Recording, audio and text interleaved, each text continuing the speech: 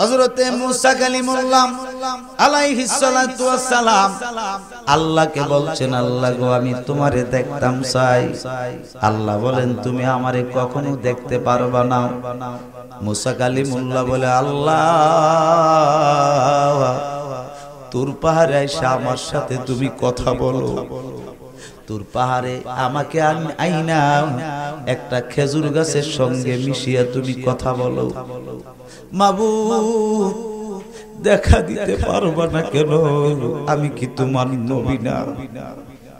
আল্লাহ বলেন, হ্যাঁ তুমি আমার জলিলুল কদর পয়গম্বর। এবার আল্লাহ পাক বলেন, মুসা রে, ও মুসা তুমি কেন কোন নবী রাসূল আমাকে দেখতে পারবে না? কারণ দেখার ক্ষমতা তাদের কারো নাই, একমাত্র একজন দেখতে পারবে, আমি যার আশিক, আমি যার প্রেমিক, আমি আল্লাহর কোনো ইবাদত নাই। আমি আল্লাহ নিজে যেই নবীর শানে 24 ঘন্টা দরুদ শরীফ পড়ি, ওই রাসূল ছাড়া আমাকে কেউ দেখতে পারবে না। এবার মুসা কালিমুল্লাহ বলছে, আল্লাহ যদি তুমি আমারে দেখা না দাও, নিজেরে নিজে একটা কিছু কইরা ফেলামু। মুসা নবীর আল্লাহর ইশকে পরে এই কথা বলছে। আল্লাহ বলেন, না না, তুমি জলিলুল কদর পয়গম্বর, এই কাজটা তুমি করতে পারো না। ঠিক নি বাজান? এই কাজটা তুমি করতে পারো না। বলতেছে, আল্লাহ কোন আপনি দেখা দিবেন?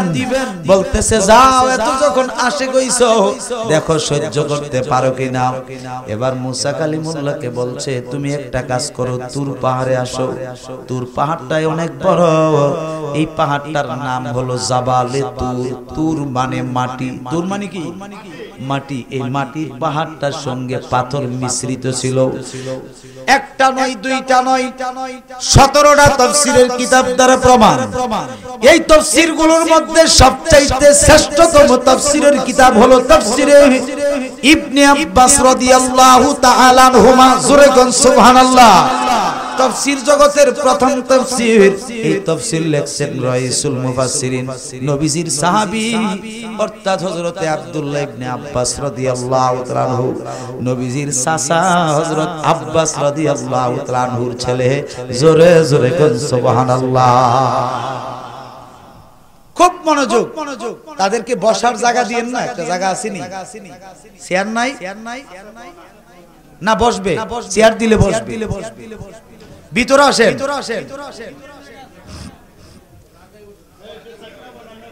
বাবাজিরা আমার খুব মনোযোগ।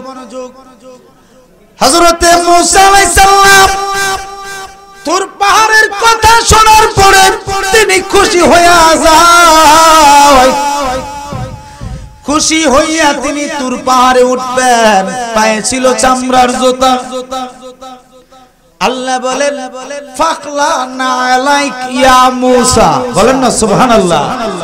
এ মুসা তুমি তুর পাহাড়ে উঠবা, তুমি জুতা খুললা তুর পাহাড়ে ওঠো। এবার হযরতে মুসা কালিমুল্লাহ আল্লাহর দমক পাইয়া জুতা মোবারক খুললেন, খুললা পাহাড়টার উপরে উঠলেন।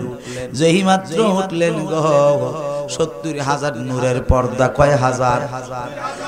এক একটা নূরের পর্দা থেকে আরেকটা নূরের পর্দার দূরত্ব 2 লক্ষ বছরের রাস্তা। কত লক্ষ বছরের রাস্তা? 2 লক্ষ বছরের রাস্তা। এই তুর পাহাড়টার উপরে উঠার পরে প্রথম পর্দার জররা পরিমাণ উল্টাইয়া দিছে। জররা পরিমাণ, জররা মানে বলা হয় সুই আছে না, সুই। সুইয়ের মাথাটা তো মনে হয় বিরাট বড়। কতটুকু? এটারে 70টা টুকরা করলে একটা অংশ যেটা হবে এটা জররা। এটা কি অনুবীক্ষণ যন্ত্র ছাড়া দেখার কোন রাস্তা আছে? আরে বালুর কণার চেয়ে আরো অনেক ছোট। কথা ঠিক কিনা? এইটারে 70টা টুকরা করলে যে অংশ হবে, এই অংশটা হলো জররা। বলেন না সুবহানাল্লাহ। এই জররা পরিমাণ উল্টায়া আল্লাহর নূরের তাজাল্লি দিছে পাহাড়ে। তাজাল্লি মানে হলো ছায়া, নূরের ছায়াটা যখন ছাড়ছে তাহলে নূর ছাড়ে নাই, কি ছাড়ে নাই, নূরের ছায়া ছাড়ছে। যেই মাত্র ছায়া ছাড়ছে বাবা, যেই মাত্র ছায়া ছাড়লো এই তুর পাহাড়টা 16টা টুকরা হইছে। কয়টা টুকরা হইছে? 16টা টুকরা হইয়া 15টা টুকরা বিভিন্ন দেশে বিভিন্ন রাষ্ট্রে ছিটকে পড়ে গেল।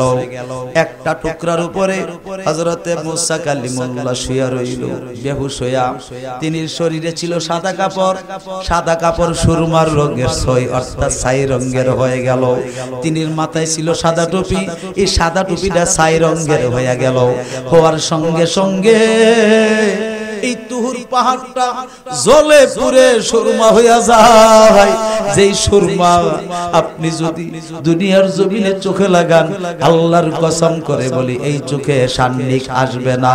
এই সুরমা যদি আপনি চোখে লাগান, এই চোখের বিমার থেকে আপনি মুক্ত থাকবেন।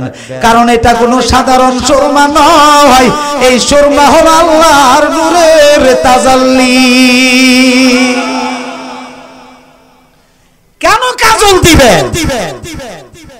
মা বোনেরা কাজল দেয়, দেয় কিনা?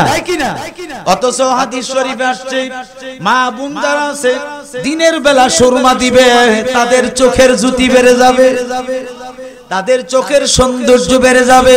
পুরুষ যত আসে সবাই দিনের বেলা নয় রাতের বেলায় সুরমা দিবে, এই চোখের বিমার থাকবে না, চোখের জ্যোতি বেড়ে যাবে, চোখের সৌন্দর্য বেড়ে যাবে। ঠিক না বেঠি? এটা হাদিস শরীফে আসছে স্পষ্ট ভাবে। এবার হযরতে মুসা কালিমুল্লাহ হুশ ফিরে আসলো, জিজ্ঞেস করলো আল্লাহ তোর পাহাড়টা এমন হলো কেন? বলে এটা তোমার জানার দরকার নাই, এখন তোমার আর কিছু কথা থাকলে বলো। বলতেছে আল্লাহ এটার জবাবটা আগে দিয়ালন, পাহাড়টা এভাবে খণ্ড হইলো কোথায়? আমি তো একটা অংশে পড়ে রইলাম, এই অংশের মধ্যে আপনার খেজুর গাছটা, যেই খেজুর গাছে আপনি মিশে কথা বলতেন, এই খেজুর গাছটা জীবিত, বাকি সব পুরে সুরমা। জোরে বলবেন না সুবহানাল্লাহ। বাবা আগুন যে লাগছে কুটির বাজারে, কতগুলো দোকান নষ্ট হয়েছে বাবা, অনেক মর্মাহত।